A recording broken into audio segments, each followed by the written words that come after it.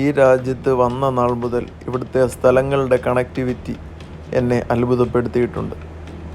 ഈ റോഡിൻ്റെ അടിയിൽ എന്താണ് എന്ന് ചിന്തിച്ച് പലതവണ മുകളിലോട്ട് നോക്കി നിന്നിട്ടുമുണ്ട്. ഒരിക്കലൊരു കൺസ്ട്രക്ഷൻ സൈറ്റിൽ എത്തി നോക്കിയപ്പോഴാണ് ഇതിനൊരു ഏകദേശം ഉത്തരം എനിക്ക് ലഭിച്ചത്. ന്യൂയോർക്ക് സിറ്റിയുടെ ഏകദേശം 4-ാം നില മാത്രമാണ് പുറത്ത് കാണുന്നത്. ബാക്കിയുള്ള 3 നിലയോളം ഭൂമിക്ക് താഴെയാണ്. 2 നിലകൾ മെട്രോ സ്റ്റേഷനും മെട്രോ പാളങ്ങൾക്കായും അതിനു മുകളിൽ 1 നില എസെൻഷ്യൽ സർവീസുകളായ ഗ്യാസ് കണക്ഷൻ, വാട്ടർ കണക്ഷൻ, സീവേജും ഭാവിയിൽ എന്തെങ്കിലും ഫ്യൂച്ചർ എക്സ്പാൻഷനായുള്ള സ്ഥലവും ഒഴിഞ്ഞു കിടക്കുന്നത് കാണാൻ കഴിയും.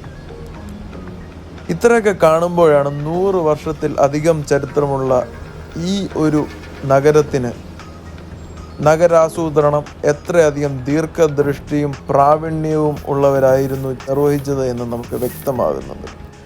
Unlike we think, USA has good roads not because it is rich, but America is rich because it has good roads.